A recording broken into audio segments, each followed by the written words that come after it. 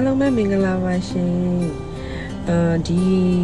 vlog လေးကကြတော့ပေါ့နော်ကျွန်မရဲ့ import လုပ်ငန်းကိုဆက်လုပ်ဖြစ်ခဲ့တဲ့ vlog လေးပေါ့နော် import လမ်းကြောင်းပေါ့ import လုပ်ငန်းလမ်းကြောင်းပေါ်ကိုရောက်လာတဲ့ကျွန်မရဲ့အကြောင်းလေးပေါ့နော်မြေပဲကိုတစ်လပိုင်းနှစ်လပိုင်းလောက်ထိ export လုပ်ပြီးရနောက်ပိုင်းမှာပေါ့နော်ဘာလို့ရမလဲဒီအလုပ်တွေပြီးသွားရင်ငါတို့လုပ်စရာအလုပ်ရှိတော့ဘူးပေါ့လုပ်နေရင်လည်းတွေ့တော့အကိုတယောက်ကကြတော့သူကimport သွင်းချင်တယ် import လုပ်ချင်တယ်အဲကြောင့်ညီမလုတ်ပေးမလားပေါ့နော်မေးလာတဲ့အချိန်ကကြတော့ကိုရီးယားလဲဒါ import လုပ်ငန်းအတွေ့အကြုံမရှိဘူးဆိုပေမဲ့လည်းဒါကိုယ့်အတွက်ကအခွင့်အရေးပဲလေနော်အဲ့ဒီကိုလည်းကျွန်မလည်းဆိုရင်လေဒါဒီ2024ဒီလအစပိုင်းလောက်ကနေစပြီးကျွန်တော်တို့ဒီ import ကိုအတူတူတွဲလုပ်ခဲ့တာပေါ့နော်ဒီနေ့ဒီချိန်လေးသူနဲ့ကျွန်မလည်းလေအပြစ်မှာတစ်ခါမမြင်ဘူးဒါပေမဲ့အလုပ်ကတော့အတူတူလုပ်ဖြစ်တယ်ပေါ့နော်သူဆိုရင်လည်းလေဒါကိုယ့်ရဲ့ကျေးဇူးရှင်လို့ပြောလို့ရတယ်သူကအဲ့ import လုပ်တော့ညီမရေကားဘယ်နှစီးပေါ့နော်သူကအလိုက်တယ်ဟိုအဲ့နဲ့ပထမတစ်စီးစမ်းပြီးတော့ကြာတော့အဆင်ပြေတယ်ဆိုတဲ့ချိန်ကကျညီမရေဒီချိန်9စီးပေါ့နော်9စီးခေါ်ပါပေါ့နော်ဆိုတဲ့ချိန်ကကျတော့ကိုကပေါ့သူများတော့ကိုကိုကားပေးတာတော့ဟုတ်တယ်ပေါ့နော်ဒါပေမဲ့ကိုလေးလူများရဲ့ပြဿနာကဘာလဲဆိုတော့ကိုစီမှာအရင်ကြီးများဆဆမရှိဘူးလေအဲ့ဒီမှာလည်းအဲ့လိုပဲကျွန်တော်ဒီဝေးချင်းနဲ့ပတ်သက်လို့ရှိရင်တို့လည်းအထင်ခံနိုင်ဘူးပေါ့နော်သူနဲ့ကိုနဲ့အလုပ်စားလုပ်တာဖြစ်တဲ့အတွက်ငွေမလောက်လို့လမ်းမှာကမောက်ဖြစ်တာမျိုးလဲကျွန်တော်တို့ကအဖြစ်မခံနိုင်ဘူးပေါ့နော်ဖြစ်မခံနိုင်ဘူးကောင်းပဲလုပ်ပေးခြင်းနဲ့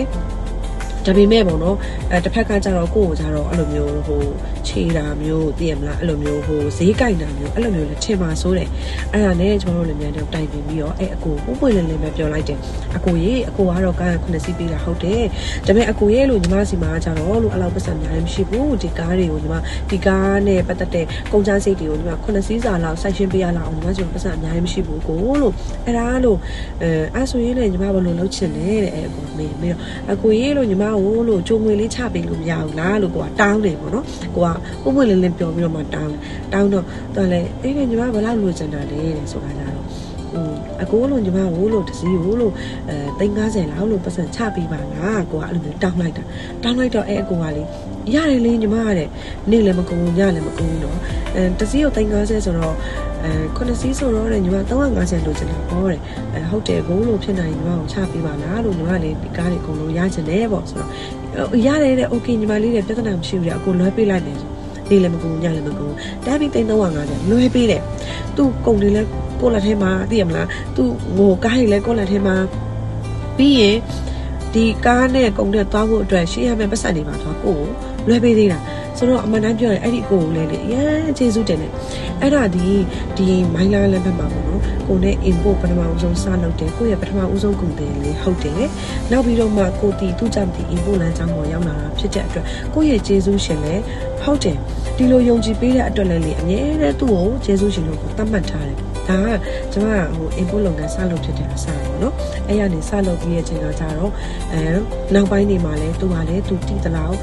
သူ့ကိုလာမေးတဲ့ကုန်တယ်မျိုးဆိုရင်အာတင်ညီမနဲ့အဆင်ပြေတယ်ဒီညီမနဲ့တော့ပါလေကိုချိတ်ပေးတယ်အဲ့လိုပဲကိုရီးယားကျွန်မပြောသလိုပေါ့နော်ကျွန်မတို့ဒီအမြဲတမ်းဒီလမ်းကြောင်းပေါ်မှာပဲရှိနေတာဖြစ်တဲ့အတွက်ဟိုတခြားကုန်တယ်တွေလည်းကျွန်တော်တို့ရတယ်အဲ့ဒီကနေစပြီးတော့မှ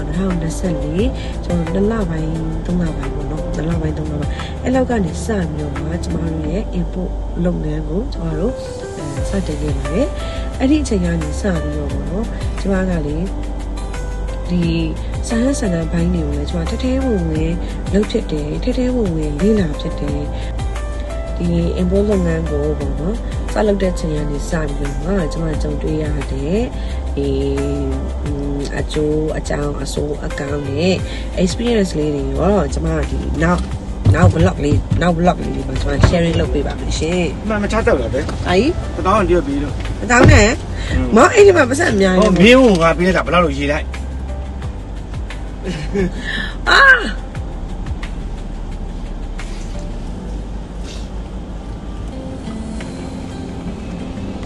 ဒီ import လုပ်ငန်းကနေပြောမှရတဲ့အတွေ့အကြုံလေးတွေပြီးရင်သူ့ရဲ့အကျိုးအကြောင်းဆိုးကောင်းလေးတွေအားလုံးကိုဒီမှာနောက် vlog လေးမှာပေါ့နော်ပြန်ပြီးတော့မှ sharing လုပ်ပေးပါပါရှင်အားလုံးကျေးဇူးတင်ပါတယ်